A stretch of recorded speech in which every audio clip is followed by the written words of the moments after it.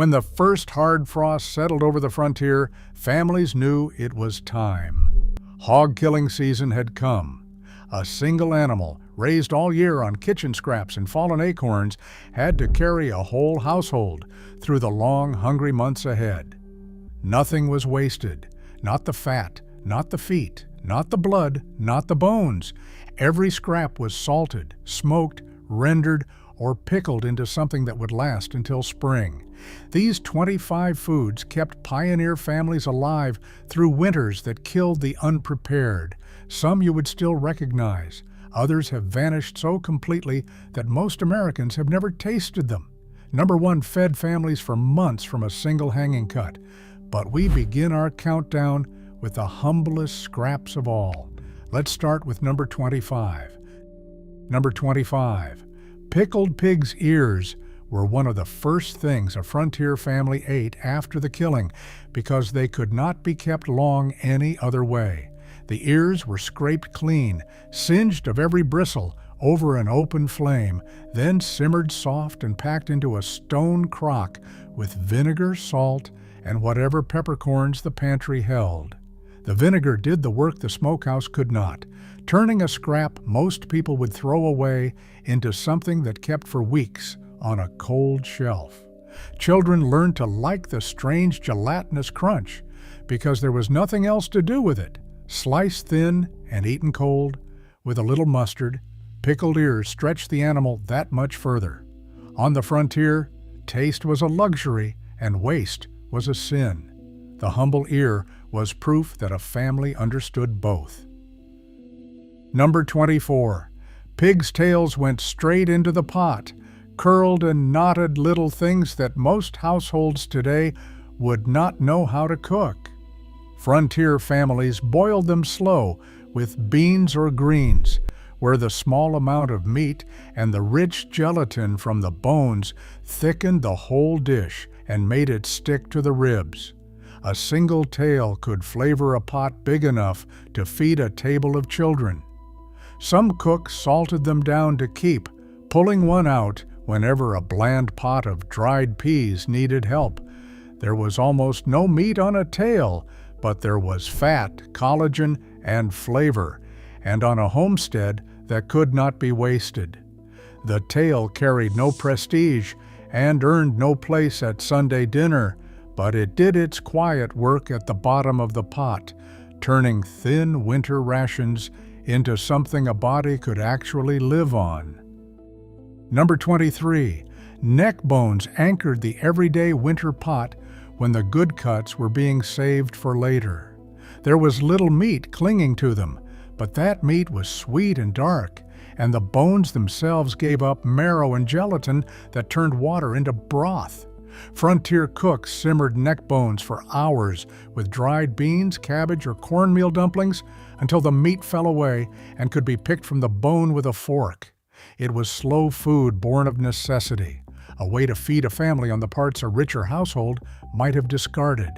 The smell of neck bones and onions cooking down filled a cabin on a gray afternoon, promising that supper was coming even when the smokehouse hams stayed untouched. Cheap, humble, and endlessly useful, neck bones were the workhorse of the winter kitchen, quietly holding a household together between the more celebrated meals. Number 22. Pickled pig's feet took patience and a strong stomach, but they kept for months and gave a family protein deep into the lean season.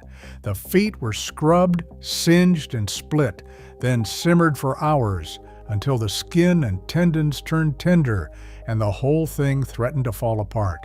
Packed into crocks and covered with spiced vinegar brine, they cured on a cold shelf until the meat took on a sharp, tangy bite. Eating them was a messy, bone-picking affair, all soft skin and rich gelatin, but nothing on a frontier hog was too humble to save. Pickled feet showed up at the table when the fresh meat was long gone and the family needed something with body to it. Today, most Americans have never seen a jar, but for pioneer households, they were a dependable, shelf-stable insurance against the hungry weeks before spring. Number 21. Hog jowl was the cheek of the pig, a fatty, flavorful cut that frontier families cured and smoked just like bacon, then hung in the smokehouse to keep. Thick with fat and streaked with lean, it was cut into slabs and fried, or dropped whole into a pot of greens and dried beans where it melted down and seasoned everything around it. A little jowl went a long way, and a family could make one animal's cheeks last through weeks of humble suppers. Down through the years, it became the meat of New Year's Day, cooked with black-eyed peas and greens to bring luck and prosperity in the coming year, a tradition that outlived the frontier that created it. Cheap, rich, and endlessly practical, hog jowl was proof that even the face of the animal held something worth saving for the cold months ahead. Number 20. Chitterlings, or chitlins, were the small intestines of the hog, and cleaning them was the hardest, most thankless job of the entire butchering day. They had to be turned inside out and scraped and rinsed again and again in cold water until every trace was gone, a labor that could take the better part of an afternoon. Boiled long and then often battered and fried, they carried a powerful smell that filled the whole cabin and drove some family members out into the cold. But chitlins fed people when there was little else, and in many households, particularly across the South, they became a treasured tradition passed carefully from one generation to the next. They asked more work than almost any other part of the animal, but a frontier family that threw nothing away found a way to make even the guts into a meal worth gathering around. Number 19. Brains and eggs was the cook's reward on butchering morning. A rich breakfast that had to be eaten fresh because the brains would not keep. Scooped carefully from the split skull, they were rinsed, then scrambled together with eggs in a hot skillet, slicked with fresh lard until they set into a soft, creamy mass. It was one of the first hot meals of hog-killing time, served to the tired workers who had risen before dawn to do the heavy labor of the day. The texture was delicate and the flavor mild and rich, unlike anything from a plain cut of muscle. Because brains spoiled within a day, this was a dish that came around only once a year, tied forever to the cold morning of the kill. Rarely seen on any American table now, brains and eggs was once a small seasonal luxury born of the simple fact that nothing could be wasted. Number 18. Sauce, sometimes called head cheese, turned the least appetizing parts of the hog into a firm, sliceable loaf that kept well in the cold. The head, feet, and trimmings were simmered for hours until the meat fell from the bone. Then it was chopped fine, seasoned hard with vinegar, salt, sage, and pepper, and pressed into a mold. As it cooled, the natural gelatin from the bones set the whole thing solid, holding the bits of meat suspended in a firm jelly.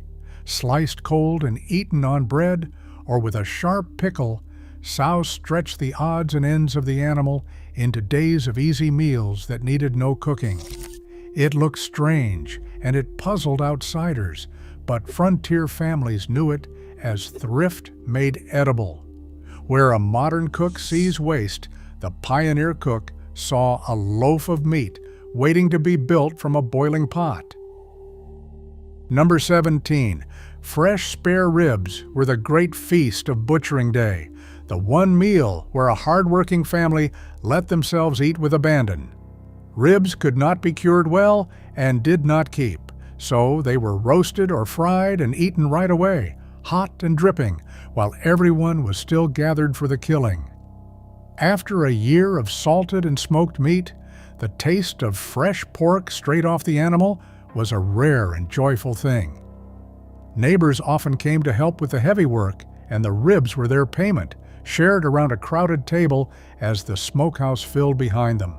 There was laughter and grease on every chin, a brief moment of plenty in a life defined by careful rationing. The spare ribs marked the one day of the year when the frontier family ate as if the meat would never run out, because for a few hours it truly seemed it never would. Number 16. Backbone and chine were cooked fresh in the days right after the kill, before the cold could be trusted to hold them any longer.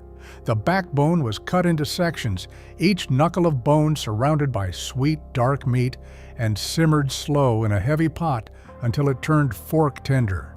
Often it was cooked down with cornmeal dumplings, dropped right into the rich broth, a dish that fed a large family cheaply and filled the cabin with a heavy, comforting smell. Because the backbone held so much bone and so little muscle, it was never a cut for keeping, only for eating soon and eating together.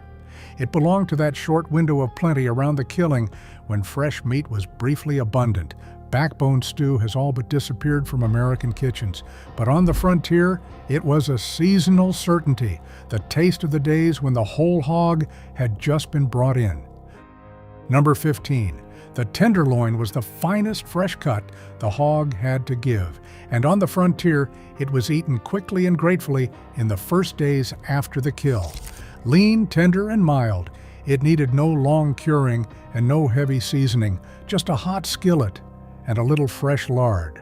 Sliced into medallions and fried, it might be served with milk gravy poured over biscuits, the closest thing to a fine meal a homestead family knew. Because it was small and would not keep like the salted cuts, the tenderloin was a fleeting pleasure, gone within days of the butchering.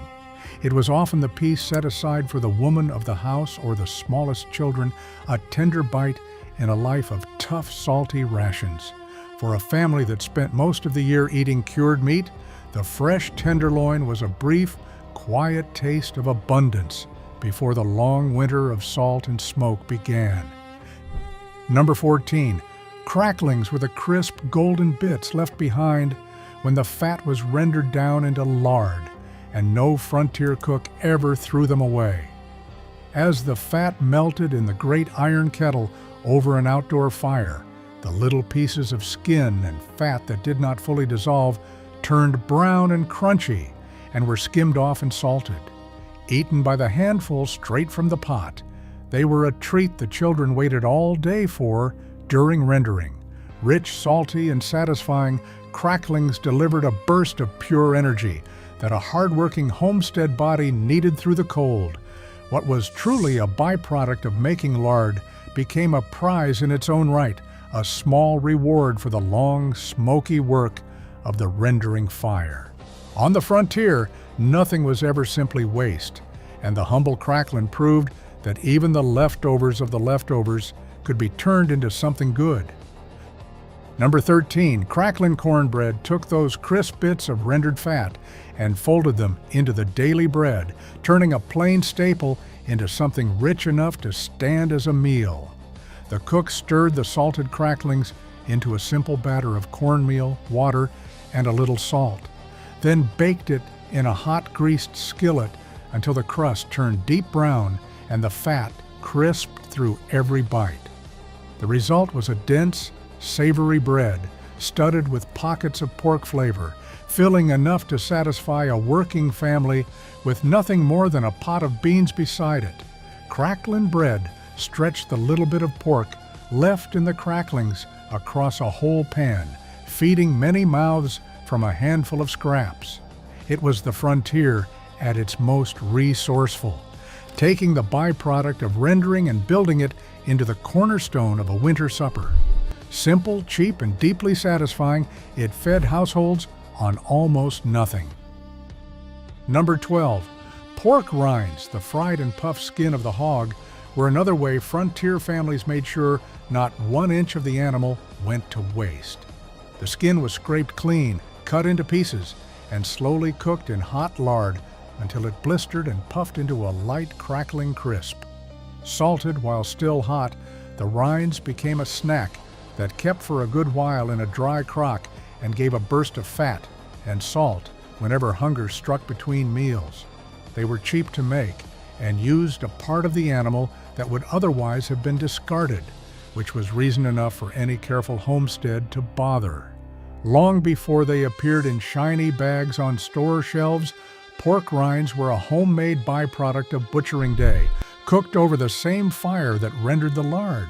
The frontier family knew the skin was food too, and they treated it that way. Number 11. Blood pudding was the most direct answer to the frontier rule that nothing be wasted, using the very blood of the hog collected at the killing. The fresh blood was caught in a basin, stirred to keep it from clotting, then mixed with cooked grains, fat, onions, and hard seasoning before being stuffed into cleaned casings and simmered until firm. Sliced and fried in a hot pan, it turned dark and rich, a dense food packed with iron and energy that a laboring body craved in the cold. It had to be made immediately on the day of the kill because the blood would not keep even overnight. Many families across the frontier, carrying the old country traditions with them, made some version of it, though it has faded almost entirely from American kitchens. Strange to modern eyes, blood pudding was once simply the logical end of a philosophy that let no part of the animal fall to waste. Number 10. Liver pudding, known in some regions as liver mush, ground the hog's liver together with cornmeal, broth, and sage into a soft loaf that could be sliced and fried through the week. The liver, which spoiled fast and could not be kept fresh, was cooked and mashed while it was still good, then bound with meal and seasoning and pressed into a pan to set. Once cold and firm, slices were cut and browned in a skillet until crisp on the outside and creamy within, eaten with eggs at breakfast or on bread at supper. It was a clever way to preserve the flavor and nutrition of an organ that would otherwise be lost within a day. Rich in iron and cheap to make, liver pudding fed families well into winter. In parts of the rural South, it survives to this day, but for most Americans, it has slipped quietly out of memory. Number 9. Scrapple, called pawn house by the Pennsylvania Dutch who made it famous, was the frontier's masterpiece of thrift, built from every last scrap the boiling pot gave up. After the head and bones were simmered soft, the meat was picked off, and the rich broth was thickened with cornmeal and buckwheat flour, seasoned with sage and pepper, and poured into pans to set. Once cold, it firmed into a loaf that could be sliced and fried in lard until a crisp brown crust formed over the soft center. Served hot at breakfast, often with molasses or apple butter, scrapple turned the humblest trimmings into a dish families genuinely loved. The name itself told the truth of it, a meal made from scraps that would otherwise be lost. Where souse used vinegar and jelly, scrapple used grain and the skillet, and it fed frontier households cheaply and well through the whole of a hard winter. Number 8.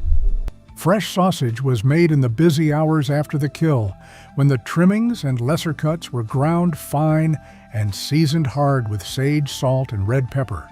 Some was cooked and eaten right away, formed into patties and fried up for the workers who had labored all day. The rest was the beginning of the family's winter meat, seasoned to taste and set aside to be preserved by smoke, by salt, or by lard in the days that followed. Making sausage was a communal task, with hands grinding and mixing and stuffing late into the evening while the kettle of lard still steamed outside. The smell of sage and frying pork filled the cabin, a sign of the plenty that came only once a year. Fresh sausage was the frontier family's way of taking the odd bits of the animal and shaping them, quite literally, into meals that would carry them for months. Number 7. Smoked sausage was how a family made that fresh ground meat last deep into the cold months without a trace of refrigeration.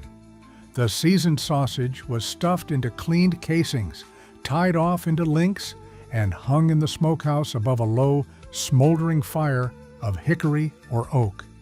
Days of slow, cool smoke dried the links and drove out moisture, sealing the meat against spoilage and giving it a deep, savory flavor no fresh sausage could match.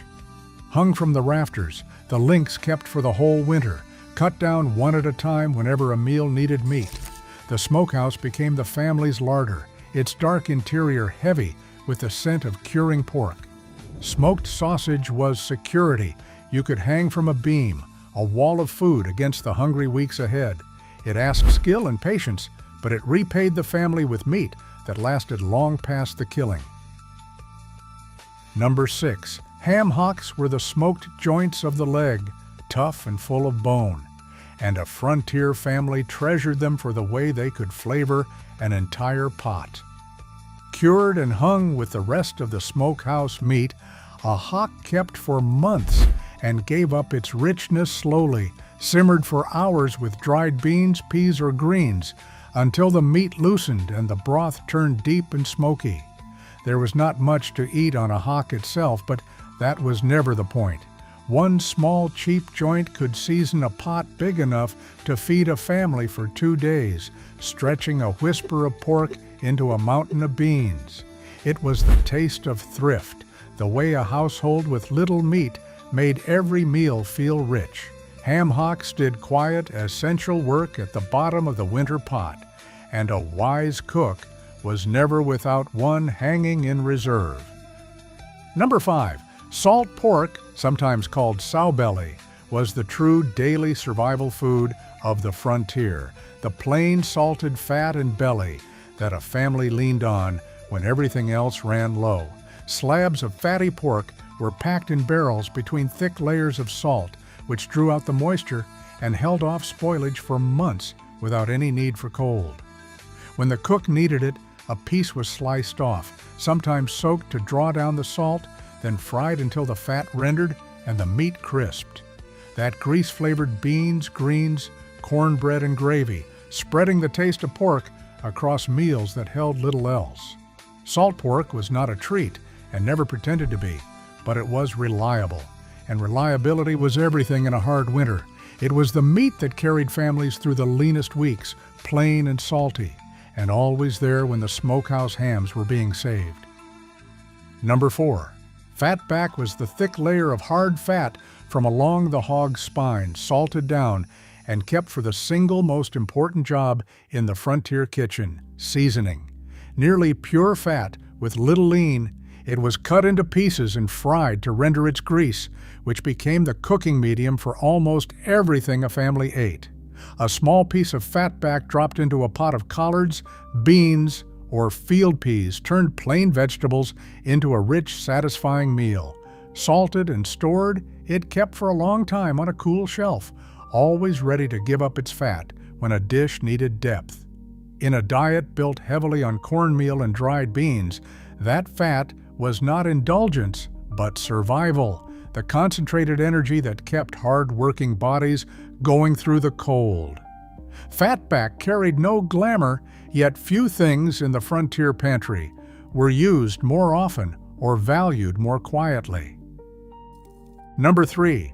Bacon, known on the frontier as side meat or middlin, came from the belly of the hog and was cured and smoked to last through the long winter.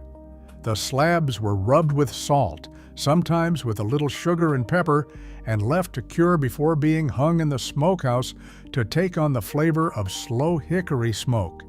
What came out kept for months, a striped slab of fat and lean that could be sliced thin and fried for breakfast or cut thick to flavor a pot. Side meat was one of the family's most dependable stores, more everyday than the prized ham, but far more precious than salt pork. Its grease started countless meals, and its smoky flavor ran through the whole winter table. Every homestead knew the taste of side meat crackling in the morning skillet, a sound and a smell that meant the smokehouse had done its work and the family would eat. Number 2. Lard was the single most important product the whole hog gave, the rendered fat that made nearly every other winter food possible. The fat trimmings were cut small and melted down for hours in a great iron kettle over an open fire, stirred constantly until they gave up their clear golden grease, which was strained and poured into crocks to harden. That lard was cooking oil, preservative, and pure calories all at once. It fried the meat, made the biscuits and pie crust tender, and greased every skillet on the homestead. Sausage patties were even cooked and then packed down into crocks of it, sealed under a layer of fat that kept them good for months. On a diet where fat meant energy and energy meant surviving the cold, lard was liquid gold. A family that rendered its hog well had, in those heavy crocks, the foundation of everything they would cook until spring. Number 1, the smoked cured ham was the crown of the whole animal, the finest cut, saved and smoked with the greatest care, and hung in the smokehouse as the family's proudest possession. The hind legs were rubbed hard with salt, sometimes with sugar and pepper, and left to cure for weeks before being hung over a slow, cool fire of hickory to smoke for days on end. Done right, a ham would keep not just through one winter, but sometimes for a year or more, its flavor deepening the longer it aged in the dark, smoky rafters. This was not everyday food. A ham was cut into on special occasions, for Christmas dinner or the arrival of guests, each slice a small celebration of a year's hard work. Hanging in the smokehouse, it represented security, patience, and pride all at once, the tangible proof that a family had wrestled a whole winter's survival from a single hog. When the last ham was finally gone, spring was near, and the frontier family had made it through once more. 25 foods from a single hog, and not one scrap wasted. From pickled ears to the smokehouse ham, every part of the animal was salted, smoked, rendered, or pickled into something that stood between a family and a hungry winter. Most of these foods have faded from American tables, replaced by refrigerators and grocery aisles that made such careful thrift unnecessary. But for the families who lived it, hog killing time was the difference between surviving the winter and not. Which of these have you tasted, and which had you never even heard of? Let me know down in the comments.